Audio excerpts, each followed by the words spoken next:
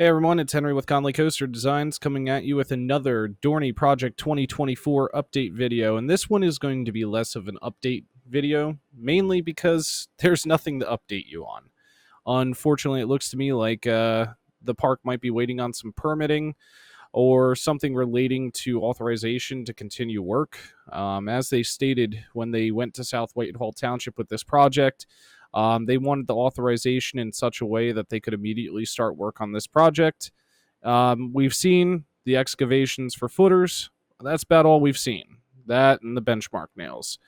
So, what I want to do with this video towards the tail end is get into some more discussions on the plans that were presented to South Whitehall Township and how the park will look after this is completed. But first, man, it was a great Sunday at the park. Caught some video. I thought I'd share it with you all and really just talk about how awesome it was there on Sunday. First off, Whitewater Landing, there is something up with it this year. You are getting far wetter than you have ever gotten on that ride. Hydra's running faster, Talon's running faster, and so is Thunderhawk. Now, if only they could get the second train on, we'd be doing really good. Side note, the trains were stacking up on pretty much all the roller coasters besides Thunderhawk. Hopefully they get the operations in check before next weekend, or this coming weekend at this point with this video. But nonetheless, I know it's a new season, a new crew, and you can't fault them. They're trying their hardest, and they'll get it in check.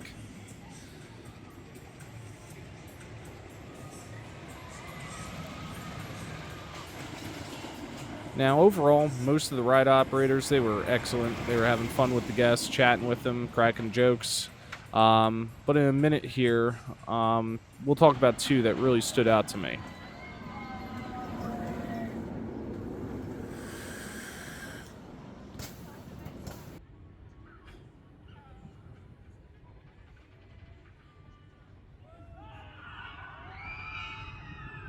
So as I said, pretty much all the ride operators were being extremely outgoing and awesome. And a quick shout out to whoever was running Whitewater Landing.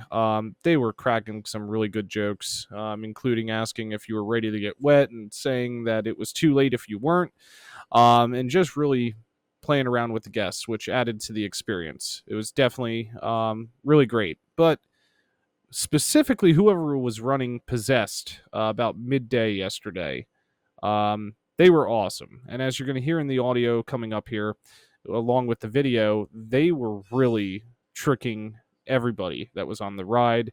False countdowns, launching you right after they say Possessed. It was fun. It added to the thrill of that ride. Are you ready?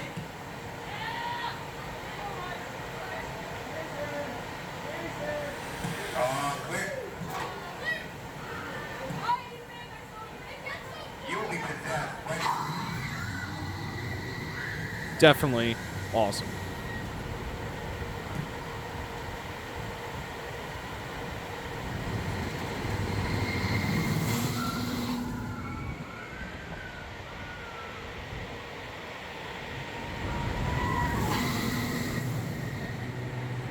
Now, as I said, I am more focused on construction, more focused on the 2024 ride, but I guess as construction is slow to start, I'm going to have to do more of these update videos. So I guess I'm going to have to get a little better at doing theme park updates and not just construction updates. But now we're going to roll into actually talking about the site plans.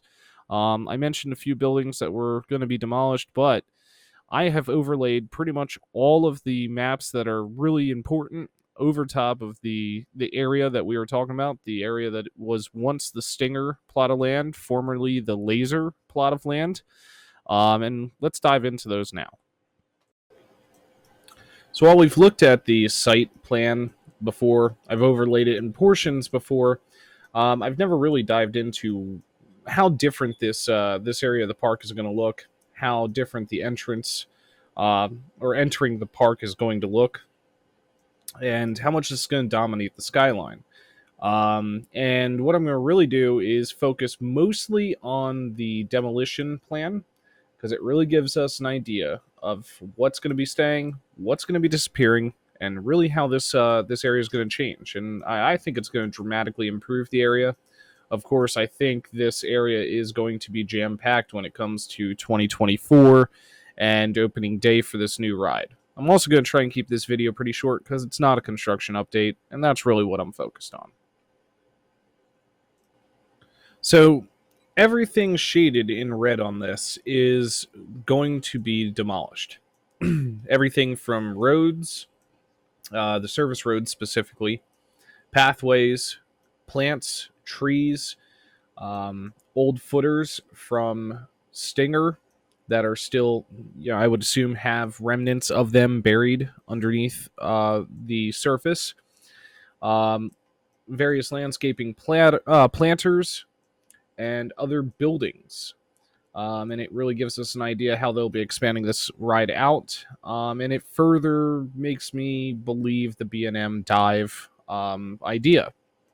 So, moving on to the next view, this is the demolition plan overlaid on top of a Google Earth satellite view of the park. It's starting all the way at the far end of Possessed, looking towards the Stinger plot of land, also formerly the Laser plot of land. The 3 planters in front of Possessed are going to be demolished, except a small portion of the planter closest to Stinger's plot of land and almost directly in front of the Ritas. There will be a small portion of that staying. It'll become, based upon everything I've looked at, a larger concrete pad which will have footers in it. Those footers, of course, if this is the B&M Dive, will probably be for the Immelman as you come out of the drop. The tree that is there, the flagpoles that are there, they will all be demolished. And speaking of Ritas, so will Ritas. Ritas will be demolished. This will be the last season that we will see Ritas in the park, at least in this part of the park. I would imagine that they will move Ritas somewhere else in the park and keep that as an option. And this red dotted line that you are seeing on screen, that will become the new fence line, based upon what I was looking at on the site overlay. In here, you can also see that one of the current existing planters with speakers and also a tree will be removed. There's another tree near the Ritas that will be removed, and so will a tree up on the hill, because this area will actually be cut in and have pavers in it based upon the site plan. All of these red markings are based upon what I can tell, a combination of old footers for Stinger and possibly some drainage areas, but I think they're mostly old footers for Stinger. So anything that's still underground, that will be removed. Moving down closer, Stinger's old mechanical and electrical building, that'll be staying, but the pathway to it will be being removed and being changed, including the entirety of the current service area, the pathway near Flying Scooters, Pavilion 2, Pavilion 1, the trees by Pavilion 2 and Pavilion 1, and part of the other service road heading back towards the back of the park will all be demolished. This is, of course, because we know this is where the queue line will be. So this is a major project. It is not just a roller coaster. It is not just a transplant. This is a complete re-envisioning of what this part of Dorney Park will look like. So it's really exciting to see this. Again, this isn't necessarily a construction update. This is just me wanting to put something out there. Maybe you haven't heard about what's happening at Dorney. Maybe you haven't seen it yet. And if you haven't, I'll throw some teasers as to what I think is going to be happening towards the end of this video.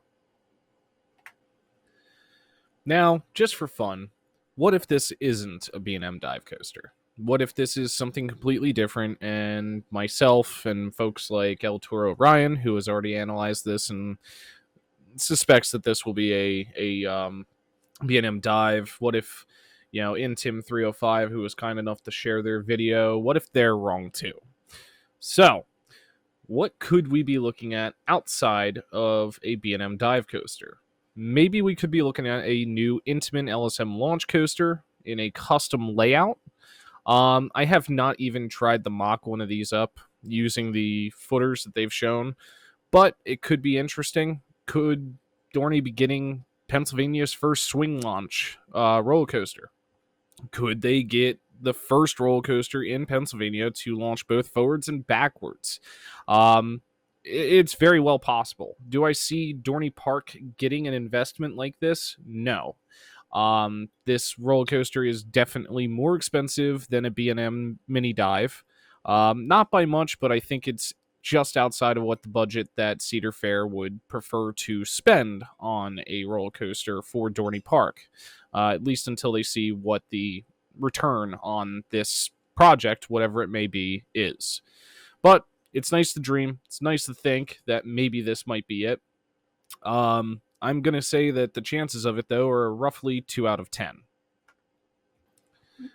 If it's not a B&M dive, if it's not Intamin, who else could it be? Could we see Vekoma doing some sort of swing launch roller coaster? Could we see Vekoma doing some sort of roller coaster with a traditional lift hill, something like Leech Coaster? Um, it's possible. I would imagine that this is probably a little more within the budget that Dorney Park is willing to dedicate to a new roller coaster, and more closer to the budget that Cedar Fair is willing to spend on or on Dorney Park again until they see what the return on investment is. But again, I don't know. I don't know if this would really fit in with what we're seeing there. This roller coaster, I would say, is a 5 out of 10 chance of happening. There is one though that I'm tossing back and forth, and they're two different ride models from the same manufacturer that I could potentially see Dorney Park actually getting. So the first possibility I would see, and I give this like a 5 out of 10. The footers don't seem to line up. Maybe we're seeing a new design to how they do this in a dive model. Could we be seeing a Gerschlauer Infinity coaster? We haven't seen one since California's Great America got one, at least in the Cedar Fair park lineup. But could we potentially be seeing something like Hang Time? Which is without a doubt a really cool looking roller coaster. It would definitely pop in the Dorney Park skyline, and I would venture to guess that this is probably within the budget of what Dorney Park has for their new coaster. Again, the footers don't necessarily line up. Could they be doing something different with this? A never before seen support structure. It's always possible. These roller coaster manufacturers are always, pushing the limits in order to meet the demands and the needs of a park. And especially with Dorney Park, who has the 100-year flood plan and various other requirements that they must meet that some other parks do not have to meet, it's very possible. I give this like a 5 out of 10 for possibilities. Looking at like the 460 model, it could kind of sort of fit in with what we're seeing. You could also say that the 400 model potentially fits in with what we're seeing. But we could also see more of a custom layout. Maybe we see the launched Infinity Coaster 860. Maybe we see a custom dive. Who knows? That's the beauty of speculation. We don't know anything, and we're guessing. And the last one from Gerschlauer would be both a disappointment to enthusiasts and I guess probably excite enthusiasts, so we could possibly get the credit and call it a day. Could they, though, disappoint us and go for a less intense roller coaster, go for something a little more family friendly, and do Gerschlauer's new family suspended coaster? I'm going to really rate this at like a 2 out of 10 for possibilities, just based upon looking at the footer layout for at least the layout example. Could they customize this? They could. We design an individual or design individual and customized layouts upon request. So there's a possibility that they could do something that would fit in again and disappoint every single enthusiast out there, so we could get the one credit on this thing and call it a day. But I don't see it happening. As I've been adamant on, what you're seeing on screen is a B&M Dive Coaster. This is what the footers line up with. This is what makes the most sense for the park. They've had great success with their two previous B&M coasters, both Hydra the Revenge and Talon. They're highly reliable rides. They have very, very good output or throughput of guests, unless it was like this Sunday where they were stacking trains. But again, new crew, learning the ride, learning how to work with each other, learning how to work guests. You can't blame them. I still say this is 110% the coaster. 10 out of 10 chance that it's going to be it. And I'm not going to back up on that at all. So, with Conoly Coaster Designs, this Henry, hopefully we'll actually have a construction update for the next video. We'll see if they actually have any permits come through. Again, I'm suspecting that's what's holding up work. Have a great week. Stay safe. Treat each other with love and respect. And listen, ride on.